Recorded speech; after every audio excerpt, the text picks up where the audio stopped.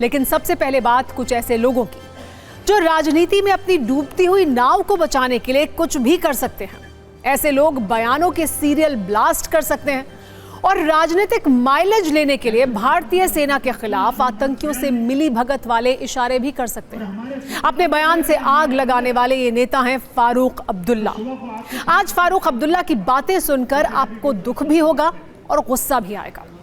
फारूक अब्दुल्ला के दिल में पड़ोसी मुल्क पाकिस्तान के लिए बजने वाले मंगल गीत आपने कई बार सुने होंगे, लेकिन इस बार फारूक अब्दुल्ला ने उस लक्ष्मण रेखा को पार किया है जिसके एक तरफ राष्ट्र प्रेम और देशभक्ति है और दूसरी तरफ सेना के प्रति अविश्वास है। फारूक अब्दुल्ला को अचानक ना जाने कहां से ऐसा दैवीय ज्ञान प्राप्त हुआ जिसके आधार पर उन्होंने सेना और आतंकियों के बीच एक कनेक्शन को स्थापित करने की कोशिश की। फारूक अब्दुल्ला ने उस इंडियन आर्मी पर छीटाकशी की है जो दिन रात पाकिस्तान से आने वाले आतंकियों से लड़ती है, जिसका दृढ़ संकल्प है जान जाए पर देश पर आंच ना आए। आप सबसे पहले खुद फारूक अब्दुल्ला के उस बयान को शब्दशः सुनिए जिसमें भारत के वीरों का घोर अपमान है। ऐसा भी लगता है कि फारूक अब्दुल्ला कश्मीर में जल्द होने वाले चुनावों की तैयारी को लेकर कुछ ज्यादा ही जल्दी में दिखाई दे रहे हैं और उसी चक्कर में शब्दों की मर्यादा को वो पार कर बैठे हैं। इतनी फौज है हमारे बॉर्डर पे, मैं समझता किसी भी मुल्क में ऐसी इतनी फौज नहीं। फिर ये लोग कैसे आ रहे हैं, ये दवाइयां कैसे आ रही हैं, मिले हुए हैं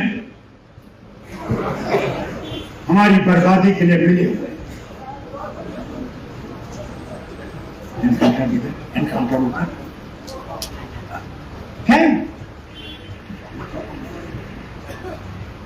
हाँ, मैं मानता हूं हमें इन 10 साल में इनसे इमाम भरोसा हो। सेना और आतंकियों की मिलीभगत का इशारा कर रहे फारूक अब्दुल्ला वैसे खुद भी 3 बार जम्मू कश्मीर के मुख्यमंत्री रह चुके हैं। 3 बार के इस कार्यकाल में उन्होंने 10 वर्षों से ज्यादा समय तक जम्मू कश्मीर की सत्ता को संभाला है और अफसोस की बात तो यह है कि उस दौर में उसी वक्त में शामिल है जब कश्मीर में आतंकवाद का दर्दनाक चरण देखा, जिस दौर में कश्मीरी पंडितों पर अत्याचार के नए और भयानक अध्याय लिखे गए। तो वो इस बात से वाकिफ होंगे कि कश्मीर आतंकवाद के किस दर्द से गुजर चुका है। इसीलिए उन्हें सेना पर इस तरह की कोई टिप्पणी करने से बचना चाहिए था। लेकिन अगले कुछ वक्त में जम्मू कश्मीर में चुनाव होने वाले हैं और उससे पहले इस तरह के बयान क्या अपनी अप्रासंगिक होती राजनीति को बूस्टर डोज देने का प्रयास है? आज हम भी फारूक अब्दुल्ला से कुछ सवाल पूछना चाहते हैं। वो कहते हैं कि बॉर्डर पर इतनी सेना के बाद आखिर घुसपैठ कैसे मुमकिन है? तो सवाल यह है कि क्या उन्हें भारत की सेना पर भरोसा नहीं है? फारूक अब्दुल्ला के अनुसार आतंकी कश्मीर में आसमान से नहीं टपके हैं और ना ही ड्रोन से गिराए गए हैं, लेकिन क्या उन्हें आए दिन होने वाली अपने जवानों की शहादत भी नहीं दिखती है? क्या वो भी झूठ है? फारूक अब्दुल्ला ये भी कहते हैं कि हमारी बर्बादी में सब मिले हुए हैं, लेकिन सवाल यह है कि आखिर वो सेना के नाम पर अपनी राजनीति चमकाने के चैंपियन क्यों बनना चाहते हैं? आज फारूक अब्दुल्ला से यही सवाल बहुत सारे राजनीतिक दल और उनके नेता भी पूछ रहे हैं। सेना के अपमान पर कश्मीर से दिल्ली तक कैसे नई राजनीतिक आग भड़की है, पहले हम आपको इस पर एक रील दिखाते हैं, फिर आपको फारूक अब्दुल्ला का बहुत दिलचस्प मूड मीटर भी दिखाएंगे।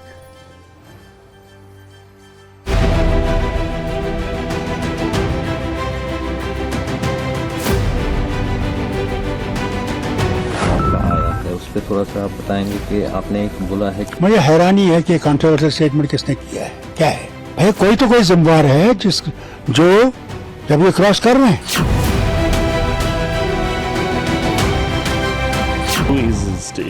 He's in from Jammu and Kashmir and his views must be taken seriously. But one thing is very clear that the army and our jawans stands to protect our soil and our borders. We all, India stands with them.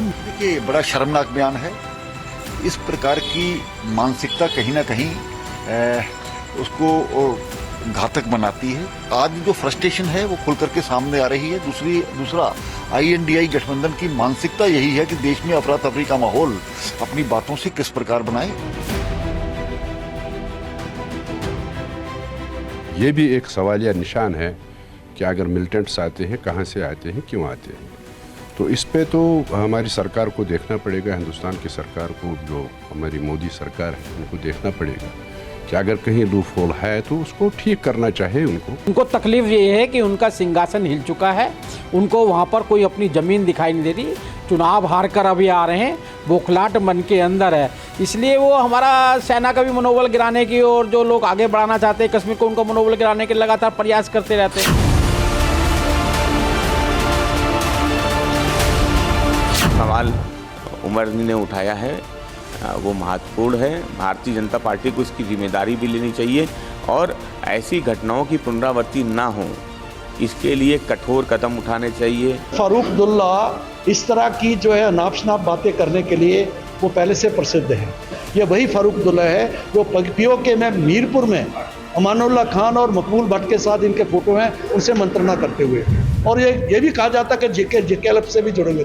वही mindset उनका जो है सामने आ रहा है। ये पूरी तरह से भारतीय सेना के उन वीर जवानों के बलिदानों के ऊपर सवाल उठाना है जो अपना सर्वोत्तम बलिदान देश पर नशावर करते हैं। इस तरह का बयान बहुत ही दुर्भाग्यपूर्ण है, हम इसकी निंदा करते हैं।